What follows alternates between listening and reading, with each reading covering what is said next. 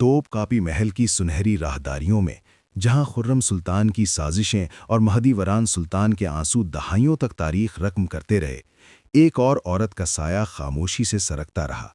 گلفام خاتون سلیمان عالی شان کے ساتھ نصف صدی سے زیادہ رہیں، اس کی جوانی کے مانسا کے دنوں سے لے کر عظیم سلطان کی زندگی کے آخری ایام تک۔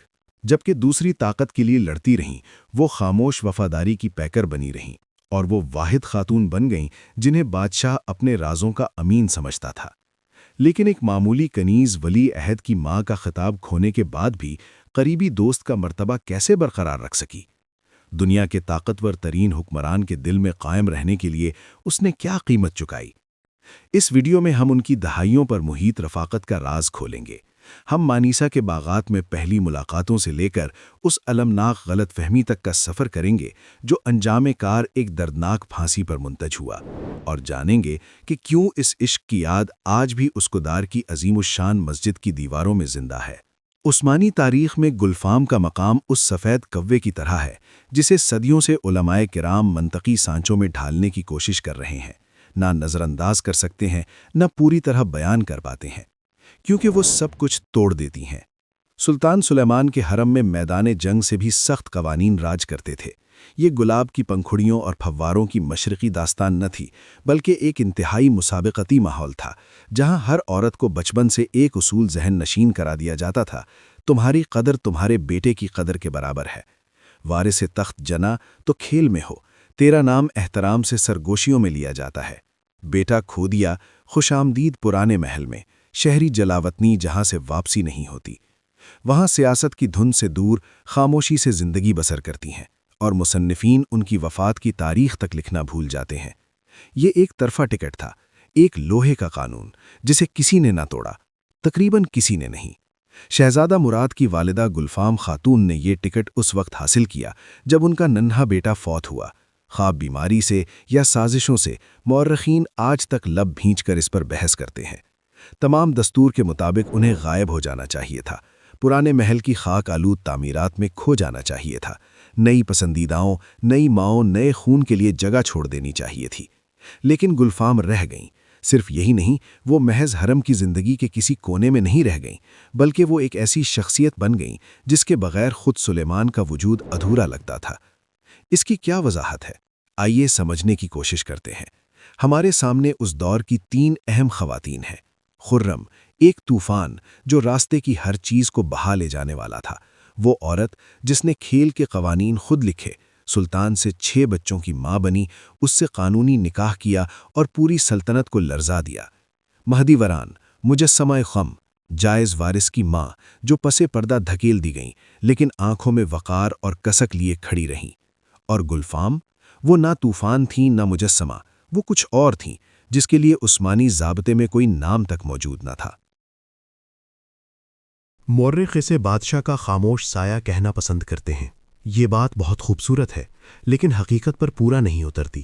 سائے 50 سال تک محل میں نہیں رہتے۔ سائے خزانہ دار کے عہدے پر رہ کر حرم کے مالی معاملات کو نہیں سنبھالتے۔ سائے اس کرۂ ارضی کے سب سے طاقتور انسان کے معتمد نہیں بنتے۔ سایہ تو وہ چیز ہے جو روشنی کے منبع کے بدلتے ہی غائب ہو جاتی ہے۔ لیکن گلفم نے منظرنامے کی تبدیلی، والدہ سلطان حفصہ کی وفات، خرم کا عروج، شہزادوں کی پیدائش اور موت، سازشیں، پھانسیاں اور لامتناہی فوجی مہمات سب کو دیکھا۔ وہ ہر جگہ موجود تھی، لیکن سب سے بڑے خطرے سیاسی مسابقت سے پوشیدہ رہی۔ یہی وہ پہلی معمہ ہے جو عثمانی تواریخ میں غور کرنے والے ہر شخص کو حیرت میں ڈال دیتی ہے۔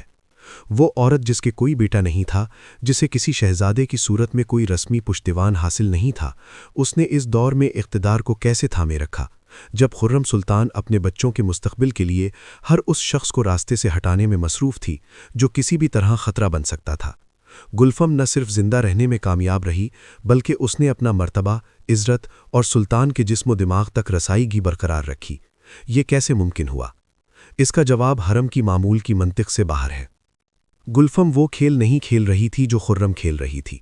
اس نے وارثوں کے گرد جال نہیں بنائے۔ اس نے ایک ایسی جگہ اپنائی جو اس سے پہلے کسی نے نہیں اپنائی تھی، اور اس کے بعد ہمیشہ کے لیے خالی ہو گئی۔ وہ ایک خاتون دوست بن گئی۔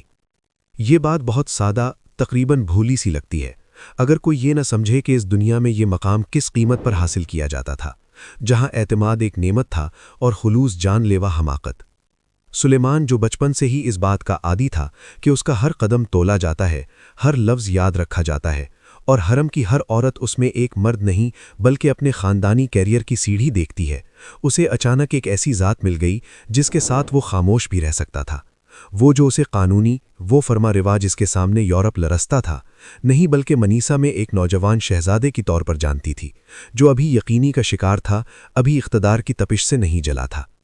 یہی وہ تعلق تھا جو کسی بھی خاندانی شادی سے زیادہ مضبوط ثابت ہوا۔ یہ سلطان کا دوست ہونا اس کی پسندیدہ خاتون ہونے سے کم خطرناک نہیں۔ محل میں دوستی بہتان سے حفاظت نہیں دیتی۔ دوستی اس وقت تحفظ کی ضمانت نہیں جب دیوار کے پیچھے خواجہ سرا سرگوشیاں کر رہے ہوں اور شربت کے پیالے میں زہر ٹپک سکتا ہو۔ گلفام کو نہ صرف صبر و وفاداری کی ضرورت تھی بلکہ ایک ایسی مہارت سیاست کی بھی جہاں اتحاد ممکن ہی نہ تھا وہاں اتحاد قائم کرنے کے لیے۔ حیرت انگیز طور پر خود خرم، وہی خاگون جسے ہمصر لوگ حریفوں کا خاتمہ کرنے والی قرار دیتے تھے، گلفام کی دشمن نہیں بلکہ بالواسطہ شواہد کے مطابق اس کی شریک کار بن گئی۔ یہ ایک پوشیدہ معاہدہ تھا۔ گلفام اس چیز پر کوئی دعویٰ نہ کرے جو خرم کا حق ہے، اور خرم اسے ہاتھ نہ لگائے جو سلطان کا ساتھ اس وقت دیتی ہے جب اسے عورت کی چال بازی نہیں، انسانی حرارت درکار ہوتی ہے۔ گلفام کی عبقریت یہ تھی کہ وہ اپنی شکست، بیٹے کی موت اور بظاہر تباہ ہوتی سلطنت جاہ و حشمت کو قوت کا ذریعہ بنانے میں کامیاب رہی۔ وہ محل کی واحد خاتون بن گئی جسے مستقبل کی ضرورت نہیں تھی، کیونکہ اس کا سارا مستقبل گزر چکا تھا اور ماضی میں دفن تھا۔ اسے وارثوں کے لیے لڑنے کی ضرورت نہیں تھی، کیونکہ اس کا وارث مٹی میں سو چکا تھا۔ اسے دوسری ماؤں کے خلاف سازشیں گھڑنے کی ضرورت نہیں تھی، کیونکہ وہ خود اس لفظ کے سیاسی مفہوم میں ماں نہیں رہی تھی۔ یہ خالی پن جو جذبات آرزو سے آزاد ہو چکا تھا، کسی ایسی چیز سے بھر گیا جسے سلیمان سب سے زیادہ اہمیت دیتے تھے، مطلق وفاداری، جس کا کوئی بدلہ طلب نہ ہو۔ بظاہر یہی محل میں بقا کا کامل ترین نسخہ تھا۔ گلفام نے توازن کا وہ نقطہ ڈھونڈ لیا تھا جہاں وہ بیک وقت نظام کے اندر بھی تھی اور اس سے باہر بھی۔ اس نے والدہ حفصہ کو بھی پیچھے چھوڑا، خرم کی عروج کو بھی دیکھا اور لامتناہی جنگی مہمات کو بھی جھیلا جن میں سلیمان اسے حرم کا نظم سنبھالنے کے لیے چھوڑ جاتے تھے۔ ہر سال اس کا مرتبہ مزید مستحکم ہوتا گیا، کیونکہ وہ شہزادے کی جوانی اور اس کی پختگی کے درمیان، مانیسا اور استنبول کے درمیان، اور انسان اور شہنشاہ کے درمیان ایک زندہ پل تھی۔ لیکن اسی بے عیب فارمولے میں ایک پوشیدہ بارود چھپا تھا۔ گلفام بہت دیر تک وفادار رہی، بہت دیر تک وہ واحد شخص بنی رہی جو سلیمان کو اس وقت سے جانتی تھی جب سے اقتدار نے اسے فیصلوں کی مشین میں تبدیل نہیں کیا تھا، اور جب اس کی زندگی کے زوال میں بیجا شک، تھکاوٹ اور محرومیوں کی تلخی نے اس کی ہر محبوب چیز کو کھوکھلا کرنا شروع کیا، تو یہی وفاداری جو دہائیوں سے اس کی ڈھال تھی، ایک لمحے میں اس کی لعنت بن گئی۔ آخری دنوں میں کیا ہوا؟ وہ عورت جو 50 سال سے درباری سیاست کے تیز دھار پر ایسے چل رہی تھی جیسے کبھی اس سے پھسلے نہیں، وہ اچانک ایسا قدم کیوں اٹھا بیٹھی جو سلیمان معاف بھی نہ کر سکے؟ ریشمی قالین پر خون اور آنسوؤں سے بنی مسجد، یہ سب کچھ بعد میں ہوگا، لیکن اس سے پہلے کہ ہم المیے کی طرف بڑھیں، ہمیں یہ سمجھنا ہوگا کہ یہ پری کہانی مانیسا کے باغات میں کیسے شروع ہوئی، جب دنیا جوان تھی اور سلیمان ابھی نہیں جانتا تھا کہ اقتدار محبت کو مار ڈالتا ہے۔ یہ سمجھنے کے لیے کہ 50 سال بعد بوڑھا، بیماری اور اقتدار سے تھکا ہوا سلیمان عالی شان گلفام کا ساتھ کیوں تلاش کرتا رہا، ہمیں 1510 میں جانا ہوگا۔ ذرا مانیسا شہر کا تصور کریں، شہزادوں کا گہوارہ۔ یہ نہ تو کوئی سخت فوجی چھاؤنی تھی اور نہ ہی روکھا دارالحکومت۔ مانیسا سلطنت عثمانیہ کا بہشت نما باغ تھا، دھند میں لپٹے پہاڑ اور چمیلی کی خوشبو جو واقعی سر چکرا دینے والی تھی۔ یہیں پر نوجوان شہزادہ سلیمان بطور والی اپنی تربیت حاصل کر رہے تھے۔ ان کی عمر ابھی 16 ہی تھی۔ وہ خوبصورت، تعلیم یافتہ اور نوجوانوں جیسے جذبوں سے بھرپور تھے، اور یہیں ان کی زندگی میں گلفام آئیں۔ وہ کون تھیں؟ مورخین آج بھی ان کے پس منظر پر اختلاف رکھتے ہیں۔ کچھ انہیں پولش کہتے ہیں تو کچھ صقلیہ کی باشندہ، لیکن نوجوان سلیمان کے لیے وہ صرف گلفام تھیں، جس کا مطلب ہے گل کی مانند۔ اور اگر آپ سمجھتے ہیں کہ ان کا تعلق مشرقی دربار کی سخت ضوابط والی رشتوں جیسا تھا تو آپ غلطی پر ہیں۔ مانیسا میں سب کچھ مختلف تھا۔ شہزادے کا حرم چھوٹا، زیادہ قریبی تھا، اور اگر ایسا کہا جا سکے تو زیادہ انسانیت کا حامل تھا۔ یہ سائیدار راستوں میں سیر، چاندنی راتوں میں اشعار سننے اور پہلی سچی قسموں کا وقت تھا۔ آئیے ایک مشابہت دیتے ہیں۔ اپنی پہلی یونیورسٹی والی محبت کا تصور کریں، جب آپ کو ابھی پتہ نہیں ہوتا کہ آگے چل کر کیا بنو گے، نہ بینک اکاؤنٹ کا بوجھ ہوتا ہے، نہ ذمہ داریوں کا، بس ایک دوسرے کی صحبت میں لطف اندوز ہوتے ہیں۔ مانیسا میں ان کی محبت بالکل ایسی ہی تھی۔ گلفام سلیمان کے لیے محض نسل کشی کی عورت نہیں بلکہ پہلی سچی دوست بن گئیں۔ وہ ان کے پہلے شعری تجربات سنتی تھیں اور انہی کو انہوں نے اپنے خواب سنائے تھے کہ ایک دن وہ دنیا کیسے بدل دیں گے۔ لیکن عثمانیوں کی دنیا میں محبت ہمیشہ سیاست ہوتی ہے۔ کبھی سوچا ہے کہ حرم میں خوشی کتنی نازک ہوتی ہے؟ 1519 میں جب گلفام نے سلیمان کے بیٹے شہزادہ مراد کو جنم دیا تو داؤ بڑھ گئے۔ اسی لمحے خاموش گل کی زندگی ہمیشہ کے لیے بدل گئی۔ آسان الفاظ میں سلطنت عثمانیہ میں بیٹے کی پیدائش لونڈی کو بلندیوں پر پہنچا دیتی تھی۔ گلفام کو درجہ ملا، دولت ملی، اپنے کمرے ملے اور سب سے بڑھ کر امید ملی۔ وہ اب محض ایک پسندیدہ ساتھی نہیں بلکہ مستقبل کے ولی عہد کی ماں بن چکی تھیں۔ اس وقت لگتا تھا کہ تقدیر نے ان پر کسی اور سے زیادہ کرم کیا ہے۔ سلیمان ان سے محبت کرتے تھے، ننھا مراد صحت مند تھا اور آگے عظیم مستقبل کی دھوپ چمک رہی تھی۔ وہ مانیسا کے سنہری قفس میں ایک کامل خاندان تھے۔ کیا انہیں اس سائے کا احساس ہو چکا تھا کہ جو پہلے ہی سے ان کی خوشیوں پر چھانے لگا تھا؟ جبکہ سلیمان اور گلفام ایک پرسکون زندگی سے لطف اندوز ہو رہے تھے، استنبول میں ظالم سلطان سلیم یاوس یعنی غضبناک تلوار اور خون سے سلطنت کو سنوار رہا تھا۔ سلیمان جانتا تھا کہ اس کی باری آئے گی، مگر کسی کو اندازہ نہیں تھا کہ یہ اتنی جلد آئے گی۔ یہ 1520 کا سال تھا۔ استنبول سے ایک قاصد نے خبر دی، سلطان سلیم انتقال فرما گئے، تخت کا راستہ کھلا ہے۔ سلیمان کو فوری طور پر دارالحکومت روانہ ہونا چاہیے تاکہ وہ سلطنت عثمانیہ کے 10ویں فرمانروا بن سکیں۔ یہ فتح کا لمحہ تھا، مگر گلفیم کے لیے یہ ایک پوشیدہ خطرے کی گھنٹی تھی۔ کیوں؟ کیونکہ منیسا سے استنبول منتقل ہونا ایسا تھا جیسے کسی پرسکون دیہاتی تالاب سے سمندر میں چھلانگ لگانا جو شارک مچھلیوں سے بھرا ہو۔ منیسا میں وہ اس کے دل کی واحد ملکہ تھی، مگر توپ کاپی میں کھیل کے قواعد بدل جاتے تھے۔ ایک وسیع حرم، دنیا بھر سے سینکڑوں نئی خوبصورت لڑکیاں اور یقیناً وہ عزائم جو مضبوط ترین جذبات کو بھی توڑ دیتے۔ وہ منیسا سے ایک عاشق جوڑے کی طرح رخصت ہوئے، امیدوں سے لبریز۔ سلیمان نے گلفیم سے وعدہ کیا کہ دارالحکومت میں ان کی زندگی مزید خوبصورت ہوگی۔ وہ اس پر یقین رکھتا تھا، وہ اس پر یقین کرنا چاہتی تھی، مگر وہ ابھی نہیں جانتے تھے کہ استنبول پہلے ہی ان کے لیے ایک آزمائش تیار کر چکا تھا جسے کوئی دنیاوی محبت برداشت نہ کر سکے۔ اس آزمائش کا نام تھا خرم۔ مگر اس سے پہلے کہ سرخ بالوں والی اسلاو عورت دنیا کو تہو بالا کر دے، گلفیم کو ایک ایسے دھچکے کا سامنا کرنا پڑے گا جو کسی حریف سے نہیں بلکہ خود قسمت کی طرف سے آئے گا۔ یہ دھچکا اتنا کڑوا ہوگا کہ وہ گل رخسار کے چہرے سے مسکراہٹ ہمیشہ کے لیے مٹا دے گا۔ سال 1520 ہے۔ استنبول انتظار میں سانس روکے کھڑا ہے۔ نوجوان سلیمان محض وارث کی حیثیت سے نہیں بلکہ سلطنت عثمانیہ کے 10ویں سلطان کی حیثیت سے توپ کاپی محل کے دروازوں میں قدم رکھتے ہیں، اور ان کے پیچھے ایک شاندار آراستہ سواری میں وہ سوار ہے جس نے پرسکون منیسا میں ان کے ساتھ روٹی اور خواب بانٹے تھے۔ گلفیم خاتون کے لیے یہ مکمل فتح کا لمحہ تھا۔ گلفیم محل کی چوکھٹوں میں کسی معمولی کنیز کی طرح داخل نہیں ہوئی بلکہ سلطنت کی دوسری عورت کی حیثیت سے داخل ہوئی۔ اس کے پاس شہزادہ مراد کی والدہ ہونے کا مرتبہ تھا، اسے والدہ سلطان حفصہ سلطان کی بے پناہ حمایت حاصل تھی، اور سب سے اہم بات یہ کہ اس کے پاس خود سلیمان کی روح کی کنجیاں تھیں۔ اس عرصے میں گلفیم اپنے حقیقی عروج کا مشاہدہ کر رہی تھیں، مگر یہ کسی ظالم یا سازش باز کا عروج نہیں تھا۔ آئیے سمجھتے ہیں۔ ایک ایسی عورت جو نہ کسی اعلیٰ نسب سے تعلق رکھتی تھی اور نہ ہی حامیوں کی فوج رکھتی تھی، وہ اتنا بلند مرتبہ کیسے حاصل کرنے میں کامیاب ہوئی؟ یہی سادہ سی وجاہت اس کے کردار میں پوشیدہ ہے۔ جہاں ماہی دیوران سلطان اپنی چکا چوند کرنے والی خوبصورتی اور اہلیہ اول کے مرتبے پر دم بھرتی تھیں، وہیں گلفیم خاتون نے ذہانت اور روحانی قربت کو اپنا ہتھیار بنایا۔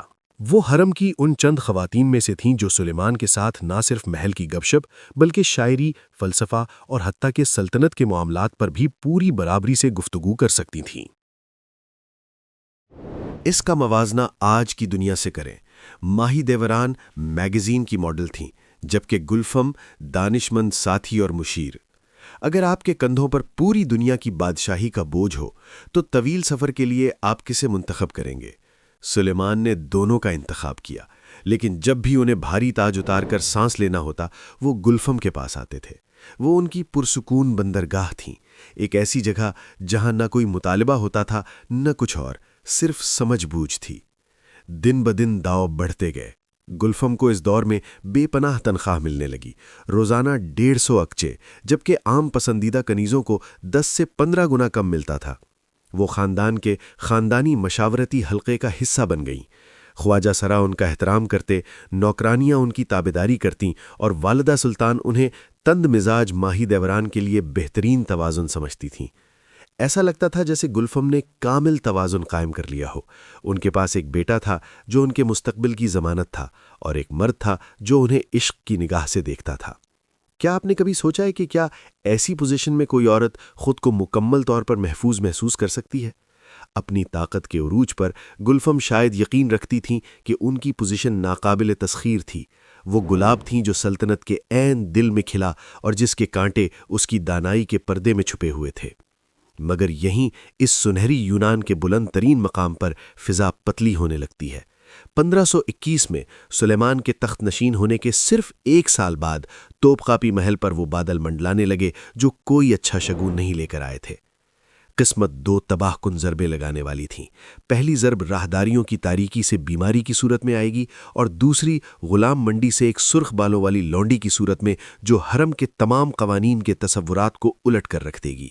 گلفم اپنی زندگی کے انتہائی تاریک دور کے دہانے پر کھڑی تھیں۔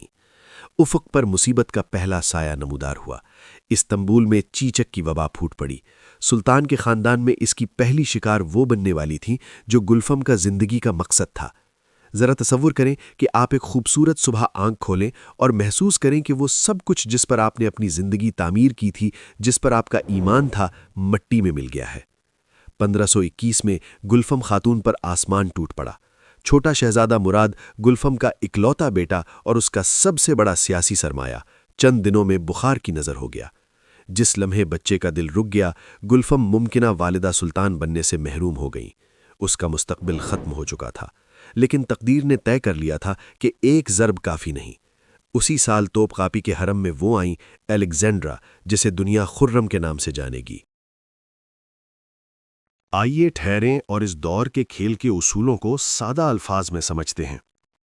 حرم میں ایک قانون تھا، ایک لونڈی، ایک بیٹا۔ جب کوئی عورت ولی عہد کو جنم دیتی تو وہ سلطان کے ہم خواب ہونا چھوڑ دیتی تاکہ مستقبل کے حکمران کی تربیت پر توجہ مرکوز کر سکے۔ مگر گلفم اپنے بیٹے سے محروم ہو چکی تھی۔ منطق یہ تھی کہ وہ پسندیدہ لونڈیوں کی صف میں واپس آ سکتی تھی، لیکن سلیمان کے پہلو میں وہ آتشیں اسلاوی عورت جا چکی تھی جو کسی کے ساتھ اپنی جگہ بانٹنے کو تیار نہیں تھی۔ سوال یہ ہے کہ وہ عورت کیا کرے جس نے بچہ بھی کھو دیا ہو اور اکلوتی محبوبہ کا مقام بھی؟ گلفم کے پاس 2 راستے تھے۔ پہلا راستہ ماہی دوران سلطان والا۔ یہ کھلی جنگ، آنسوؤں، برتن پھینکنے اور حریف کی آنکھیں نوچنے کی کوششوں والا راستہ تھا۔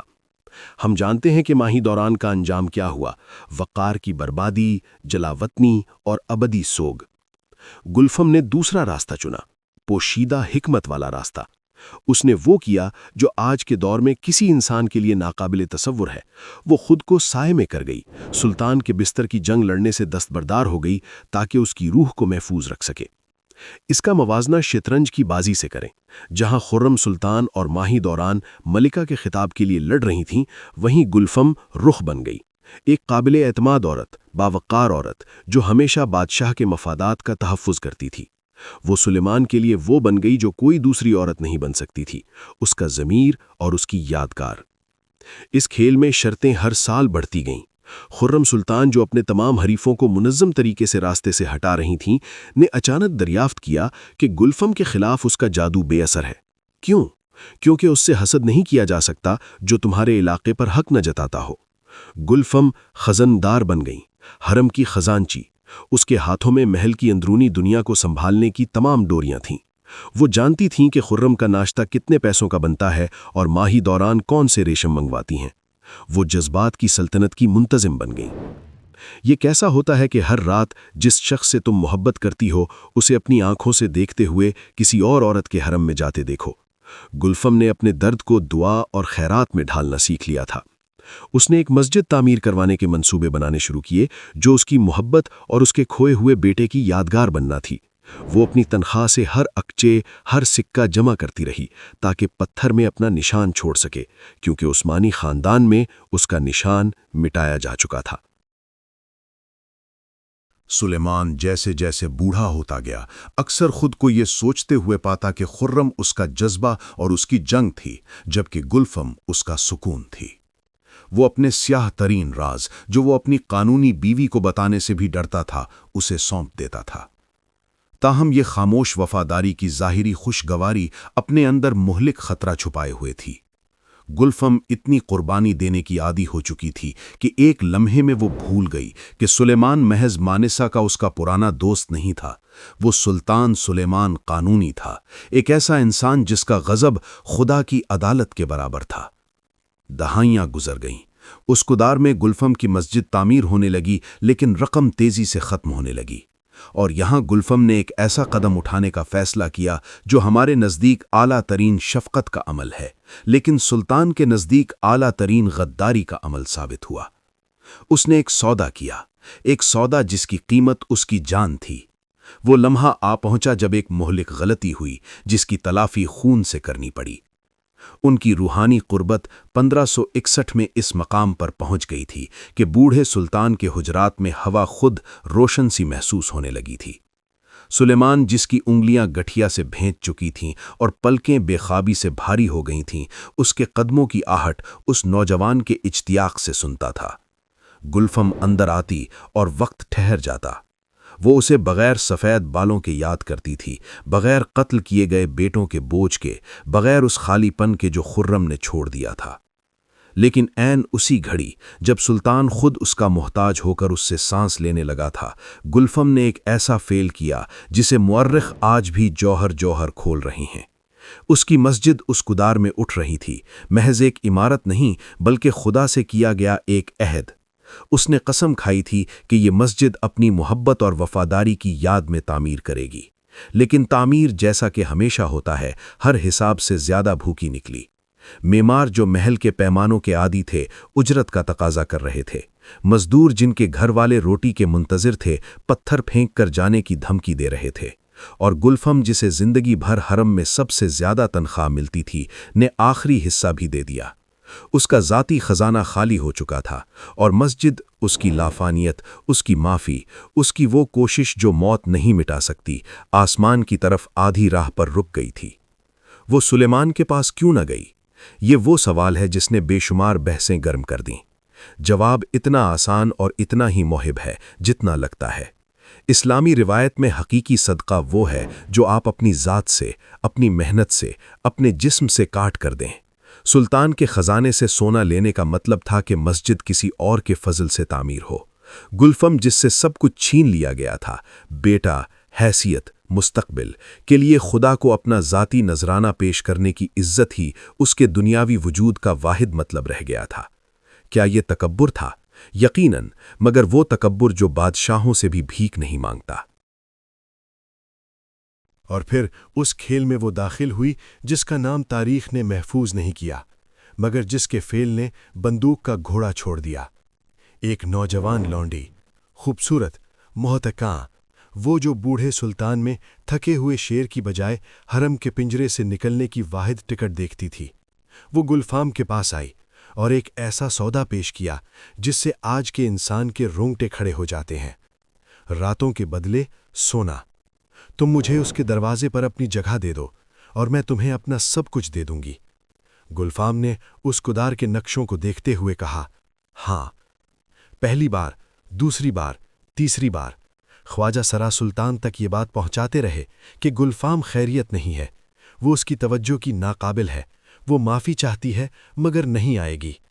اور سلیمان اپنے حجرات میں بیٹھا کھڑکیوں کے اس پار اندھیرے میں جھانکتا رہا، جہاں بوسفورس ٹھنڈی ہواؤں کے نیچے کمر جھکا رہا تھا، اور خاموش رہا۔ پہلے اس کے دل میں بے چینی تھی، پھر حیرت، پھر وہ برفانی خاموشی جس میں غصہ پختہ ہوتا ہے۔ اچانک وہ اکلوتی شخص جسے اس نے اپنے درد میں جگہ دی تھی، اس کی صحبت سے انکار کرنے لگی، اس پرانے دوست کا انکار جو یکایک ہر شام بیمار ہونے لگا۔ یہ تانا حکمت کی زرہ بختر کو چیرتا ہوا سیدھا مردانہ وجود میں گھستا گیا۔ حریم میں دیواریں کانوں کی کھڑکیاں ہوتی ہیں، اور فضا حسد سے ایسے آلوبہ ہوتی ہے جیسے نمک سے۔ یہ افواہ کہ گلفام بازار لگا رہی ہے، خشک جنگل میں آگ سے بھی تیز پھیل گئی، لیکن سلطان تک یہ بات زہر آلود انداز میں پہنچی۔ ایک رات سلیمان، جس کا صبر حد سے زیادہ تنی ہوئی ڈور کی طرح ٹوٹ چکا تھا، نے اس کنیز کو لانے کا حکم دیا۔ اس نے گول مول بات نہ کی، اس نے اسے ایسی نگاہ سے دیکھا جس سے لوگوں کے گھٹنے تھر تھر کانپتے تھے، اور سچ پوچھ لیا۔ لڑکی جو اس نگاہ سے خوف زدہ ہو گئی تھی، یا شاید اس کے برعکس حریف کو ایک ہی وار میں ختم کرنے کی بو سونکھ چکی تھی، سب کچھ کہہ دیا، لیکن مسالہ لگا کر۔ اس نے اس طرح پیش کیا جیسے گلفام نے مادی طور پر اس کی توجہ کو بیچ ڈالا، دنیا کے عظیم ترین حکمران کی صحبت کو چند حقیر سکوں کا مول لگا دیا۔ سلیمان کے لیے یہ نقطۂ عدم واپسی تھا۔ اس نے صرف ایک بات سنی، اسے بیچ دیا گیا۔ وہ شخص جس نے اسے اپنی بڑھاپا، اپنی کمزوری، حرم اور قتل کیے گئے بیٹوں کا غم سونپا تھا، اس نے اس کی موجودگی پر قیمت لگا دی۔ خاندان سلطانی کی غیرت، بادشاہ کا ذاتی وقار، یہ سب کچھ کسی دشمن کی فوج نے نہیں بلکہ ایک عورت نے روندھا جسے وہ اپنا جز سمجھتا تھا۔ اس مہلک رات سلیمان نے سپاہیوں کو نہیں بلکہ گونگے جلادوں کو بلوایا۔ وہ عدالت نہیں چاہتا تھا، وہ اپنے درد کا فوری بدلہ چاہتا تھا۔ لیکن اس کہانی کا سب سے مخیب حصہ موت کے وقت نہیں آتا، وہ چند گھنٹے بعد آتا ہے، جب سلطان کا غصہ اتر جاتا ہے اور صرف نمناک خلا رہ جاتا ہے، جب خواجہ سرا گلفام کا سامان بند کرتے ہوئے اس کے پاس ادا نہ کیے گئے بلوں کا ڈھیر، اس کدار میں مسجد کے نقشے اور حساب کی کتابیں لاتے ہیں، جن سے واضح ہوتا ہے کہ اس نے ہر اکچا پتھروں پر لگا دیا تھا، اور وہ اس لیے اس کے پاس نہیں آئی تھی کہ اس کی محبت ختم ہو گئی تھی یا اسے بے قدر کر دیا تھا، بلکہ اس لیے کہ وہ مسجد اپنے ہاتھوں سے مکمل کرنا چاہتی تھی۔ وہ شخص کیا محسوس کرتا ہے جب اسے معلوم ہو جائے کہ اس نے اپنے ہاتھوں سے اپنی زندگی میں بے غرض محبت کے واحد قلعے کو تباہ کر دیا؟ سلیمان نے سمجھ لیا۔ اس نے ایک عورت کو اس لیے سزائے موت دی کہ وہ اسے اپنی جان سے بھی زیادہ چاہتی تھی۔ سلیمان قانونی تھا، منصف، مگر اس بار اس کی انصاف پسندی غرور کی وجہ سے اندھی ہو چکی تھی۔ گلفم مر چکی تھی، اور کوئی پچھتاوا اسے واپس نہ لا سکتا تھا۔ لیکن سلیمان کوئی عظیم حکمران نہ ہوتا اگر وہ اس عورت کی یاد کے سامنے اپنے قصور کا کفارہ ادا کرنے کی کوشش نہ کرتا جس کے ساتھ اس نے اتنی بے رحمی سے دغا کی تھی۔ بادشاہ نے اس مسجد کی تقدیر کا کیا فیصلہ کیا جو اس کی خالق کی جان کی قیمت پر تعمیر ہوئی تھی؟ اور آج سینکڑوں سال بعد گلفم خاتون کا نام لوگوں کی دعاؤں میں ان بے شمار پسندیدہ خواتین کے ناموں سے زیادہ کیوں گونجتا ہے؟ ہمیں اب اس کہانی کے اختتام پر جھانکنا ہے، جہاں سلطان کے پچھتاوے نے ایک ابدی یادگار کی صورت اختیار کر لی۔ سلیمان نے حکم دیا کہ مسجد کے منصوبے میں بہترین مواد استعمال کیا جائے اور انتہائی ماہر کاریگر بلائے جائیں۔ اگر پہلے گلفم ذرہ ذرہ کر کے مسجد کے لیے جمع کر رہی تھی، تو اب یہ تعمیر سلطان کے ذاتی خزانے سے مالی اعانت فراہم کی جا رہی تھی۔ سلیمان کے لیے اس معاملے میں داؤ آسمان تک جا پہنچا۔ یہ تعمیر اس کے لیے بخشش مانگنے کی ایک نماز بن گئی۔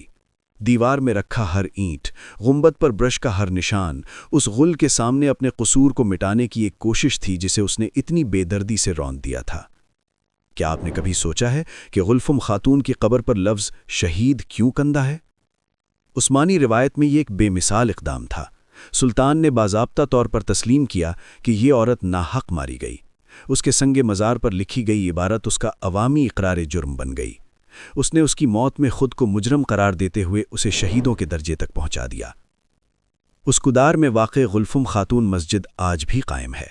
وہ سلیمانیہ کی شان و شوکت نہیں رکھتی، لیکن اس کی دیواروں میں ایک الگ توانائی محسوس ہوتی ہے، خاموش غم اور وفاداری کی توانائی۔ یہ محض ایک تعمیراتی یادگار نہیں بلکہ سلطان کا پتھر کا آنسو ہے۔ لیکن خود سلیمان کی زندگی کے آخری سالوں میں کیا بنا؟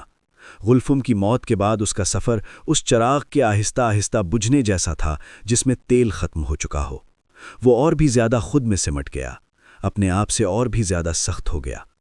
جن چند نادروں نے اسے آخری دنوں میں دیکھا، وہ بتاتے ہیں کہ وہ اکثر اس کدار کی طرف دیکھا کرتا تھا جہاں بوسفورس کے کنارے پر گلفم خاتون مسجد کی گنبد بلند تھی۔ اس کے انجام کا موازنہ اس کے سفر کے آغاز سے کریں۔ مانیسا میں وہ محبت اور امیدوں سے گھرا ہوا تھا، مگر اس کی زندگی سگتوا کے میدان جنگ میں ایک سرد فوجی خیمے میں اختتام پذیر ہوئی، جہاں وہ صرف اپنے سپاہیوں کے خوف اور احترام میں گھرا ہوا تھا۔ اس کے پاس کوئی نہ بچا تھا جو بے خوف ہو کر اسے اس کے نام سے پکار سکے۔ گلفام آخری شخص تھی جس نے اس نوجوان سلیمان کو اپنے اندر زندہ رکھا تھا۔ کیا وہ پیشگوئی کر سکتا تھا کہ اس کی عظیم سلطنت کا زوال اس وقت شروع ہوگا جب وہ ان لوگوں کو تباہ کر چکے گا جو اس سے حقیقت محبت کرتے تھے؟ یہ سوال ہر اس شخص کے لیے کھلا ہے جو اس کا مقبرہ زیارت کرتا ہے۔ گلفام اور سلیمان کی داستان محبت کی ایک کہانی نہیں بلکہ ایک سخت سبق ہے کہ اعتماد کے بغیر اقتدار قید خانہ بن جاتا ہے۔ لیکن کیا یہ موت رائے گاں گئی؟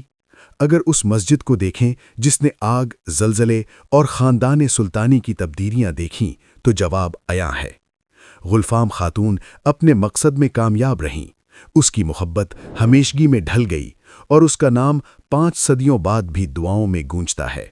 اس نے اپنی جان کی قیمت پر فراموشی کو شکست دی۔